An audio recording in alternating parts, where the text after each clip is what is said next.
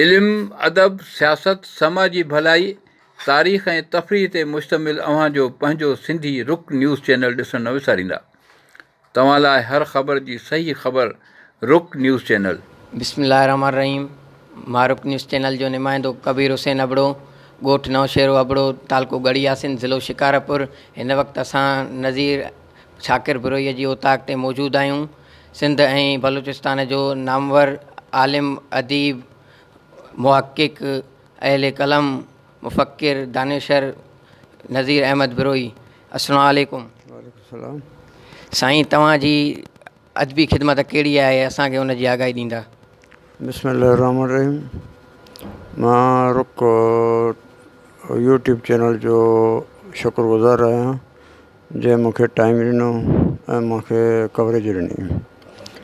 मुंहिंजो नालो जेको आहे त नज़ीर अहमद बिरोई आहे ऐं मुंहिंजो तख़ल्लुस शाकिर बिरोई आहे।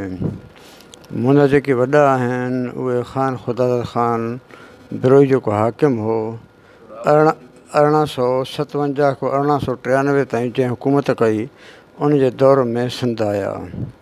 पहिरियों चेकमाबाद आया, उनखां पोइ वरी गढ़ी खैरो आया, उनखां पोइ वरी गढ़ियासीन आया, वरी हिन मौजूदा ॻोठ में हिते पहुता।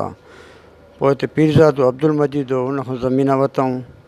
पोइ आहिस्ते आहिस्ते जेको आहे त ब्रिज जेका ठही 1932 में उन में कमु कयूं। पोइ आहिस्ते आहिस्ते जेको आहे त ज़मीना वरितऊं ज़र ख़रीद करे। हाणे जेके आहिनि त असां पाण हिते जेके आहिनि ज़मीदार आहियूं। ऐं मुंहिंजी जेका पैदाइश आहे उहा 10 जनवरी 1970 आहे। ऐं मुंहिंजे प्राइमरी जेका तालीम आहे उहा नौशहर बड़े स्कूल में प्राइमरी स्कूल में पढ़ियुमि। उनखां बाद में मिडिल स्कूल जेको आहे त अमर शरीफ़ जी जेका नामवर स्कूल आहे जिते ताजमहल शामूरी दरगाह आहे उन ॻोठ में हासिलु कयुमि। उनखां बाद में मैट्रिक जेका तालीम आहे उहा आगा बदर अलम दुरानी सेकेंड्री हाई स्कूल जेको आहे गढ़ियासीन उते हासिलु कयुमि।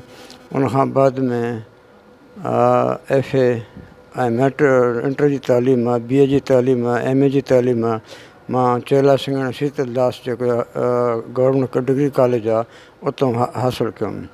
ऐं मुंहिंजो जेको इल्मी अदबी जेको क़दम आहे उहो 1992 खां शुरू आहे, जॾहिं डॉक्टर अली अहमद शाद बिरोई मुंहिंजे ॻोठ में आयो ऐं उन जेको आहे त मूंखे बिरोई इल्मु अदब में जेको आहे त रोशनास करायो। ऐं सिंधीअ में जेको मुंहिंजो उस्तादु आहे उहो डॉक्टर ग़ुलाम मुस्तफ़ा सोलंगी आहे जेको हिन वक़्तु पाकिस्तान टेलीविज़न सेंटर कोयटा ते कराचीअ में जेको आहे त सिंधी प्रोड्यूसर आहे। उहो 6 ऐं 7 जमात खां वठी मूंखे जेको आहे त इल्मु अदब ॾांहुं राग़िब कंदो आयो। उनखां पोइ परवाना साहिबु, नूरमहमद परवाना साहिबु ऐं जौहर बिरोई साहिबु, डॉक्टर दादा ख़ादिम बिरोई साहिबु ऐं अज़ीज़ुल अज़ीज़ मरहूम साहिबु जेके आहिनि त ॿियनि मुंहिंजी ब्रेन वॉश कई ऐं मुंहिंजी जेको आहे त हिमत करे मूंखे जेको आहे त अॻिते आंदो। ऐं जेको आहे त माण्हुनि जे तसलसल खे क़ाइमु रखंदो आहियां। माण्हुनि जी महिनत सां मां हिन मक़ाम ते आहियां। ऐं हिन वक़्तु ताईं मां 3 किताब लिखी चुको आहियां ऐं केतिरा ई इंटरनेशनल ऐं नेशनल जेको आहे त सेमिनार कॉन्फ्रेंसूं मां अटेंड करे चुको आहियां। ऐं मूंखे जेके आहिनि त हिन वक़्तु ताईं 4 एवॉर्ड जेके आहिनि त मिली चुका आहिनि, जंहिंमें शाह लतीफ़ एवॉर्ड आहे, नई ज़िंदगी एवॉर्ड आहे, नवाब वंश रहसानी एवॉर्ड आहे, खाने फरंग एवॉर्ड आहे, ख़ुदाबाद एवॉर्ड आहे। साईं, नौशेरो ॻोठ कंहिं जोड़ायो ऐं कॾहिं जोड़ायो? इहो दरअसल हिकिड़ो तारीख़ी पस मंज़र आहे। इहो कमारियुनि जो ॻोठु आहे ऐं कमारियुनि जेको वॾो हो 7-8 पीढ़ियूं अॻु में मीर अबड़ो उर्फ़ हो मीर मोहम्मद अबड़ो, उन जेको आहे त उनखे 3 तपा मिलियल हुआ, फतेहपुर, ख़ानपुर ऐं हिकिड़ो ॿियो जेको आहे त तपो हुयो। उन मोहम्मद अली बेग बिंदरी जेको आहे त 1628 दौर में अबड़ा वाखो खोटायो हो। मीर अबड़े जे 3 पीढ़ीअ मां जलाल ख़ान अबड़ो जेको आहे त उनजे औलाद मां थियो। उन शाह अल मोहम्मद कलवड़े जे सां मुहाॾो अटकायो। उन जेको आहे त असां मुहाॾो अटकाइण लाइ हुन लाणकाणे खे चांडका परगणे खे छॾण जे लाइ पोइ हुन जेको आहे त शरीफ़पुर जेको हाणे मौजूदु नओं देरो आहे ऐं जलालपुर नौशहर अबड़ो त जेको हाणे आहे आदमजी ऐं हाणे जेको आहे मदेजी औरंगाबाद अमरूस जेको आहे अमृतसर ॻाल्हाइजो वञे थो उन ज़मीनूं हासिलु करे पंहिंजे मर्कज़ तराईअ खे जेको आहे त गॾु करे उन जाइ ते तराई जो ॻोठ ॿधायो। पोइ शालमन कलोड़ सां जेको आहे त मुहाॾ वटकायईं ऐं बखर जे गवर्नर अब्दुल वाहिद सां गॾिजी जेको आहे त 1656 में जेको आहे त वेड़ कयईं जंहिंमें हिन शिकस्त खाधी। पोइ जेको आहे त हिन उन दौर में पंहिंजे नाले सां हिन जलालपुर जेको आहे त ॻोठो 1655-56 में जेको आहे त पंहिंजे नाले सां ॻोठु क़ाइमु कयो जलालपुर जे नाले सां, जेको हाणे उन जा आसार मौजूदु आहिनि। 1669 में जलाल ख़ान जेको आहे त वफ़ात करियो। उनखां बाद में उन जेको भाउ हो कमाल ख़ान उहो सरदार बणियो, पर पोइ उनजे पुटु जेको आहे त फ़तेह ख़ान पंहिंजे चाचे सां जेको आहे उनखां पग वापसि वठी करे हिकु नओं शहर जेको आहे त पंहिंजे पीउ जे नाले सां ठारायईं। उन जो नालो जेको आहे त नौशहर विधईं। उहो जेको आहे दौरु 1670 जो दौरु आहे। नज़ीर शाकिर साहिबु, असां ॿुधंदा अचूं था त नौशहरो तालको हुयो ऐं कॾहिं तालको हुयो, असांखे उन जे बारे में कुझु ॿुधायो। महिरबानी। नौशहर अबड़ो जी नौशहर तालुके जी पहिरियों असांखे ख़बर आहे मियां नूरमंद कलोड़े 1731 जे दौर में तालुको हुयो जो मालूमात ख़बर पई तारीख़ी हवाले सां। उनखां बाद में ग़ुलाम शाह जे दौर में परगि॒णो हुयो।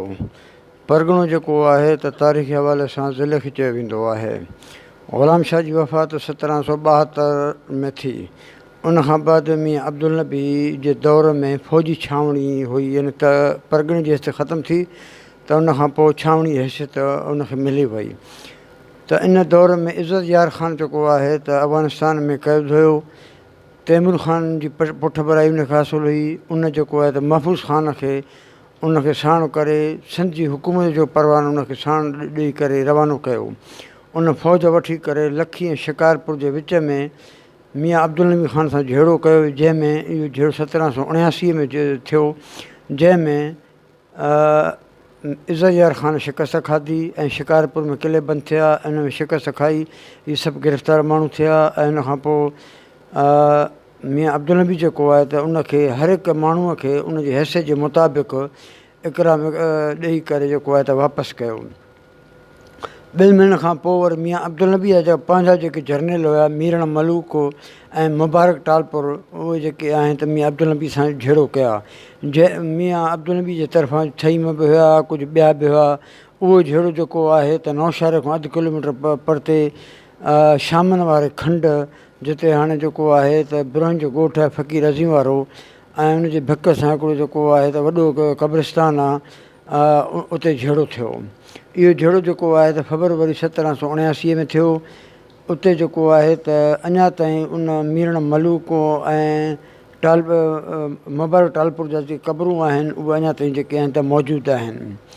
मीर फ़तेह ख़ान टालपुर जे दौर में जेको आहे 1779 में नौशहर अबड़ी जी जेका परगि॒णे वारी हैसियत आहे उहा ख़तमु थी। उनखे वरी चंड का परगि॒णे सां मिलाए वियो। नवाब वलीमत ख़ान लग़ारी जेको आहे त हिनखे कोर्ट ॾियारियो 1796 खां 1802 ताईं। इहो कोर्ट जेको आहे त 8 सालनि में जुड़ी रास थियो। 1843 में अंग्रेज़नि सिंध फतह कई त उनखे सिंध खे 3 कलेक्टोरेट क़ाइमु कया। उन में हिकिड़ो शिकारपुर कलेक्टोरेट बि हुयो, जंहिंमें नौशहर अबड़ो जेको आहे त तहलके जी हैसियत ॾिनी वई। 1883 में शिकारपुर ज़िले हेडक्वार्टर सखर मुंतक़िल कयो वियो। 1 अगस्त 1901 ते नौशहर अबड़ी जी तहलकी हैसियत ख़तमु थी। हाणे नौशहर अबड़ो तपे जी हैसियत बि आहे ऐं यूनियन काउंसिल बि आहे। यूनियन काउंसिल जो दर्जो नौशहर अबड़े खे 16 जनवरी 1999 ते ॾिनो वियो। साईं तव्हांजी लख लख महिरबानी। महिरबानी साईं, महिरबानी।